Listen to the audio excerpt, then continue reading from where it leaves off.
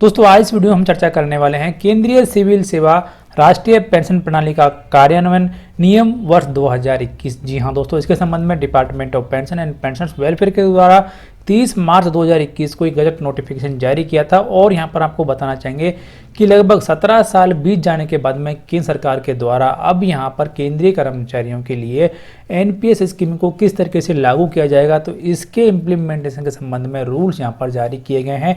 हालांकि ये gazette notification काफ़ी बड़ा यहां पर है, तो इसके संबंध में हमारे चैनल पर आपको 2 से 3 वीडियो अपलोड किए जाएंगे। तो ये पार्ट 1 यहाँ पर है, जिसमें आपको कुछ महत्वपूर्ण जो बातें हैं, यानी कि जो जनरल रूल्स हैं, किसके लिए ये नियम लागू रहेंगे, कितना यहाँ पर कर्मचारी को कॉन्ट्रीब्यूशन करना पड़ेगा, कितना सरकार कॉन्ट्रीब्यूशन यहाँ पर करेगी, इस सब के बारे में जानकारी दी जाएगी। और अगले आने वाले वीडियोज में आपको एनपीएस के तहत एक सरकारी कर्मचारी को मिलने वाले जो बेनिफिट्स हैं उसके बारे में जानकारी दी जाएगी। तो आप यहाँ पर एनपीएस इम्प्लीमेंटेशन के जो रूल्स हैं उनके संबंध में अपलोड किए जाने वाले सारे वीडियो चैनल पर जरूर देखें। तो यहाँ पर यदि आपको ज़्यादा जानकारी चाहिए तो इसके लिए यहाँ पर department of pension and pensioners welfare के द्वारा 30 मार्च 2021 को जारी किया गया गजट नोटिफिकेशन भी देख सकते हैं। उसमें डिटेल्ड गाइडलाइंस यहाँ पर जारी की गई है और इस वीडियो में आपको जो महत्वपूर्ण पॉइंट्स हैं उन्हीं के बारे में जानकारी दी जाएगी। इसलिए आपको यदि कोई डाउट है तो वो कमेंट बॉक्स में भी लिख सकते हैं और आप ज़्यादा जानकारी के लिए department of pension and pensioners welfare के द्वारा जारी किए गए गजट नोटिफिकेशन को भी रेफर कर सकते हैं। तो सबसे पहले यहाँ पर आपको बताना चाहेंगे कि इन नियमों को यहाँ पर क्या कहा जाएगा। तो ये नियम यहाँ पर कहे जाएंगे central civil services implementation of national pension system rules 2021, यानी कि 17 साल के बाद में केंद्र सरकार ने ये नियम यहाँ पर जारी किए हैं। और इसके बाद में ये नियम जिस दिन गजट नोटिफिकेशन में जारी हुए हैं उस दिन से ये लागू रहेंगे, यानी कि 30 मार्च 2021 से सभी केंद्रीय कर्मचारी जिनके की नियुक्ति 1 जनवरी 2004 और उसके बाद में हुई है उन सभी के लिए ये नियम लागू हो चुके हैं। और उसके बाद में कौन कौन से केंद्रीय कर्मचारियों के लिए ये नियम लागू रहेंगे, ये बात यहाँ पर आती है। तो यहाँ पर कहा गया है कि ऐसे केंद्रीय कर्मचारी जो कि 1 जनवरी 2004 और उसके बाद में नौकरी में आए हैं उन सभी के लिए लागू रहेंगे। और इसमें शामिल रहेंगे यहाँ पर जो सिविलियन गवर्नमेंट एम्प्लॉयज़ हैं उनके लिए भी, और डिफेंस सर्विसेज में जो सिविलियन एम्प्लॉयज़ हैं उनके लिए भी ये लागू रहेंगे। और यहाँ पर कुछ जो एम्प्लॉयज़ हैं जिनके के लिए लागू नहीं रहेंगे वो यहाँ पर है रेलवे सर्वेंट्स, यानी कि रेलवे कर्मचारियों के लिए सेपरेट नियम यहाँ पर जारी किए जाएंगे। उसके बाद में ऐसे कर्मचारी जो कि कैजुअल लेवर्स पर हैं या फिर जो डेली रेटेड एम्प्लॉयमेंट पर हैं उन केंद्रीय कर्मचारियों के लिए नियम लागू रहेंगे नहीं रहेंगे। और उसके बाद में ऐसे कर्मचारी जो उनका की पेमेंट यहाँ पर कंटिजेंसी से किया जाता है उनके लिए भी ये नियम लागू नहीं रहेंगे। और जो ऑल इंडिया सर्विसेज के मेंबर्स हैं उनके लिए भी ये नियम लागू नहीं रहेंगे। और ऐसे कर्मचारी जिनका कि एम्प्लॉयमेंट यहाँ पर कॉन्ट्रैक्ट बेसिस पर किया जाता है उनके लिए भी ये नियम लागू नहीं रहेंगे। और ऐसे केंद्रीय कर्मचारी जिनको कि central civil services pension rules 1972 के तहत कवर किया गया हुआ है, यानी कि जो केंद्रीय कर्मचारी ओल्ड पेंशन स्कीम के तहत कवर हैं उनके लिए भी ये नियम लागू नहीं रहेंगे। ओवरऑल कहने का मतलब यहाँ पर यह है कि ऐसे केंद्रीय कर्मचारी जिनका की नियुक्ति 1 जनवरी 2004 और उसके बाद में हुई है उनके लिए ये नियम यहाँ पर लागू रहेंगे, बाकी केंद्रीय कर्मचारियों के लिए ये नियम लागू नहीं रहेंगे। उसके बाद में कुछ जनरल कंडीशंस यहाँ पर हैं कि जो स्कीम है या फिर जो रूल्स उनकी कंडीशन यहाँ पर क्या है। तो सबसे बड़ा और महत्वपूर्ण काम यहाँ पर है कि जैसे ही एक केंद्रीय कर्मचारी नौकरी में अब आएगा और जो आ चुके हैं 1 जनवरी 2004 और उसके बाद में, उनको सबसे पहले अपने आप को एनपीएस के तहत रजिस्टर करना है। इसके लिए एक सब्सक्राइबर रजिस्ट्रेशन फॉर्म है जिसे फिल करके आपको आपका जो ऑफिस है उसमें आपको सबमिट कर देना है, यानी कि आपका जो हेड ऑफ द ऑफिस है उसके पास में आपको सबमिट कर देना। सबसे ये कंपलसरी और महत्वपूर्ण काम है कि जैसे ये केंद्रीय कर्मचारी नौकरी में आता है तो उसे सबसे पहले अपने आप को एनपीएस के तहत रजिस्टर करना है। और उसके बाद में जैसे ही यहाँ पर एचओडी का आपका एप्लीकेशन मिलता है तो 3 दिन के अंदर उस एप्लीकेशन को यहाँ पर ड्राइंग एंड डिसबर्सिंग ऑफिसर है उसके पास में भेज देना है उस केंद्रीय कर्मचारी के ज्वाइनिंग के 3 दिन के अंदर में ही। तो और उसके बाद में ये जो हेड ऑफ द ऑफिस है वो एक कॉपी यहाँ पर अपने पास में रख लेगा और एक कॉपी यहाँ पर भेज दी जाएगी डीडीओ के पास में। और उसके बाद में ये जो काम है डीडीओ के द्वारा इस कॉपी को भेजा जाएगा पे एंड अकाउंट ऑफिस के द्वारा। उसके बाद में आपको एक यहाँ पर परमानेंट अकाउंट नंबर यानी कि आपको एक प्रान नंबर यहाँ पर मिल जाएगा। उस प्रान नंबर में ही आपका जो सारा पैसा है वो यहाँ पर इन्वेस्ट किया जाएगा, सारा पैसा यहाँ पर आपका रखा जाएगा PFRD के द्वारा। और ये जो सारी फॉर्मेलिटीज़ हैं ये यहाँ पर आपको पूरी कर लेनी है।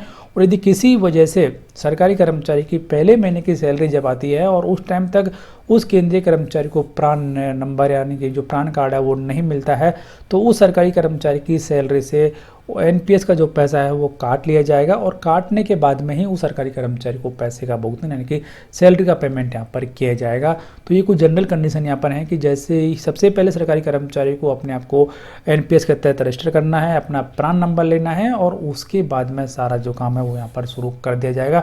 तो किस तरीके से अपने आप को रजिस्टर यहाँ पर करना है, इसके बारे में डिटेल गाइडलाइंस नोटिफिकेशन में जारी की हुई हैं। यदि आपको उनके बारे में जानना है तो कमेंट बॉक्स में लिखकर जरूर बताएं। और उसके बाद में यहाँ पर जो नेक्स्ट बात आती है कि यहाँ इस स्कीम के तहत सरकारी कर्मचारी यानी कि जो सब्सक्राइबर है उसे भी कंट्रीब्यूशन यहाँ पर करना है। तो यहाँ पर कहा गया है कि जो नेशनल पेंशन सिस्टम है वो यहाँ पर काम करेगा डिफाइंड कंट्रीब्यूशन बेसिस पर, यानी कि यहाँ पर एक सरकारी कर्मचारी को कितना कंट्रीब्यूशन करना है वो भी यहाँ पर फिक्स है, सरकार को कितना कंट्रीब्यूशन करना है वो भी यहाँ पर फिक्स है। तो यहाँ पर कहा गया है कि एक जो सब्सक्राइबर यानी कि जो सरकारी कर्मचारी है वो अपने एम्यूलमेंट्स यानी कि उसकी जो सैलरी है, जैसे कि उसका बेसिक सैलरी प्लस महंगाई भत्ता, उसका 10% हर महीने यहाँ पर NPS में कंट्रीब्यूट करेगा।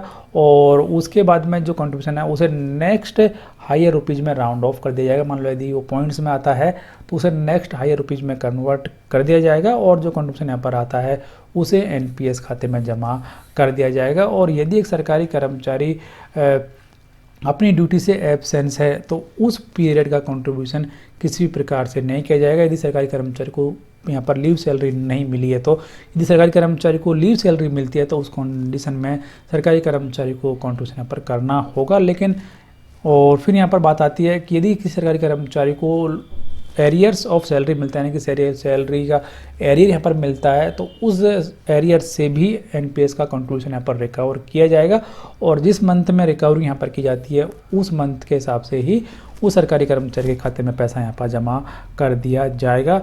और फिर बात आती है यहाँ पर कि यदि किसी सरकारी कर्मचारी का जो पैसा है वो देरी से जमा यहाँ पर किया जाता है NPS में, तो उसके लिए सरकारी कर्मचारी को यहाँ पर पैसा दिया जाएगा, यानी कि जो इंटरेस्ट पोर्शन है वो यहाँ पर जो इंटरेस्ट है वो सरकारी कर्मचारी के खाते में जमा सरकार के द्वारा किया जाएगा यदि यहाँ पर डिले होता है पैसा जमा करने में। और फिर यहाँ पर ये भी कहा गया कि जैसे ही नेक्स्ट मंथ का जो 12th डे है उस डेट से पहले सरकारी कर्मचारी का जो पैसा है वो उसके NPS खाते में जमा कर दिया जाएगा। यदि 12वें दिन के बाद में पैसा जमा होता है तो इसके लिए जितने भी दिन का डिले यहाँ पर हुआ है उसके लिए सरकारी कर्मचारी को यहाँ पर इंटरेस्ट सरकार के द्वारा दिया जाएगा। और इंटरेस्ट का जो रेट है वो यहाँ पर रहेगा, जो पब्लिक प्रोविडेंट फंड पर जितना इंटरेस्ट सरकार के द्वारा दिया जा रहा है उतना पैसा इंटरेस्ट के रूप में सरकारी कर्मचारी के खाते में सरकार के द्वारा जारी किया जाएगा। उसके बाद में बात यहाँ पर आती है कि सरकार कितना कंट्रीब्यूशन यहाँ पर करेगी। तो उसके अलावा एक बात यहाँ पर और है कि एक सरकारी कर्मचारी यदि अपना जो कंट्रीब्यूशन है उसे 10% से ज़्यादा यदि वो करना चाहता है तो वो यहाँ पर कर सकता है। ये सरकारी कर्मचारी को एक छूट यहाँ पर दी हुई है कि वो 10% से ज़्यादा भी अपना कंट्रीब्यूशन NPS में कर सकता है। इसका लाभ सरकारी कर्मचारी जरूर उठा सकते हैं।